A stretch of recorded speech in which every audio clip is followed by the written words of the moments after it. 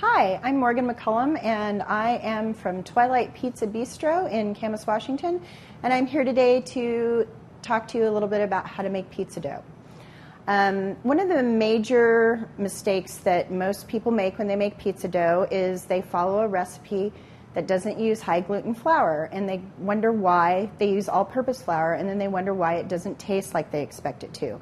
The problem with all-purpose flour is it's made for baking. It's not made for pizza dough. To get that nice tear in pizza dough that you want to use a high gluten flour. High gluten flour has more protein in it than your average AP flour, and what that does is it adds that nice tear and consistency that you look for in pizza that makes it really nice and satisfying, that you really like in your pizza dough.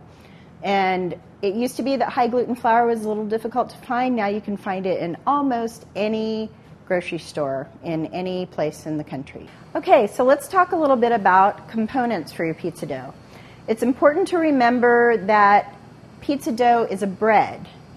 Breads need to rise. That means that the yeast component needs to work. Another problem that most people run into is they use the kind of yeast that you get in the little package, and you have to ferment it in the water, and it makes it a little difficult. It doesn't always work right, and it doesn't lend for a high success rate. So what we're looking for is for you to be absolutely successful in your pizza dough making, and here's the way to do that. You want to find an instant yeast. Again, this is a product that may not have been available to you before. You can buy this in almost any grocery store in the country now. You don't have to use this brand. It just happens to be the one that we use here. What it does is it works every time, as long as your water is at a temperature to activate it, and you put the yeast in, and you give it some food. In any kind of dough, generally sugar is the food for the yeast. So we're going to add a little bit of sugar to our dough. We're going to add a little bit of salt, because salt is flavor in almost everything. We're going to add the water because dough needs a liquid component, and we're going to add a little oil because oil also adds to the consistency. There are many different variations on this theme. For a sweet component to feed the yeast, you can use honey, you can use white sugar like we're using here, you can use raw sugar, you can use brown sugar, and each of those different things that you add to it will add a different flavor and a different kind of feel to that dough. So this isn't something that you should worry too much about. Follow a generalized recipe and then find your own style. There are tons of recipes online now. You can go to Epicurious, which has tons of resources from Gourmet Magazine and Bon Appetit. There's tons of cookbooks out on the market. There's all kinds of resources for you to use to find the perfect recipe for your pizza dough and the kind that you like. Okay? So we have our high gluten flour, we have our instant yeast, we have our sugar, salt, and our oil and our water.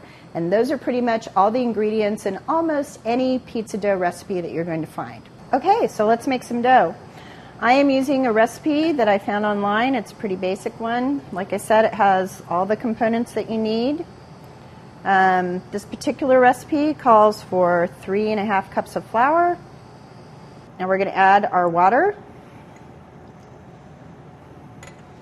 And we're going to add our instant yeast, already active, ready to go. Now, again, this recipe called for 3.5 cups of flour. It calls for 1 cup of warm water and 2 tablespoons of yeast.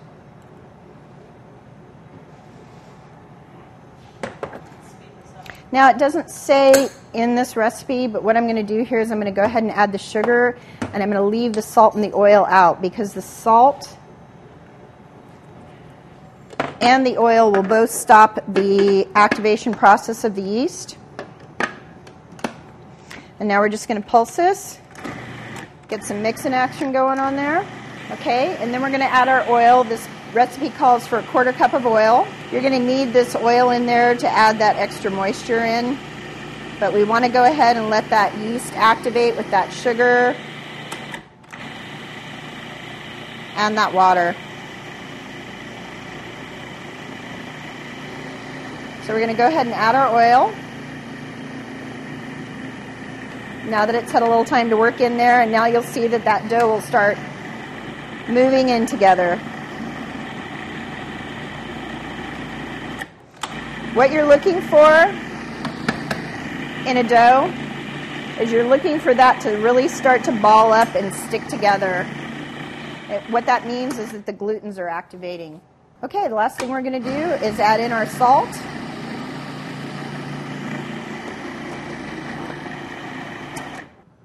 Okay, so when you've mixed your dough, you want to take it out and knead it into a ball. Take the dough, roll it over in your hands. I'm going to show you really quick. You're going to want to take that dough and just roll it over in your hands like that, very gently. Lightly oil it, put it in a bowl, put saran wrap over it in that bowl, and put it in your refrigerator, because that's how you're going to get the kind of pizza dough that you always eat at the pizza parlor and you love. I'm Morgan McCollum, and that's how to make pizza dough.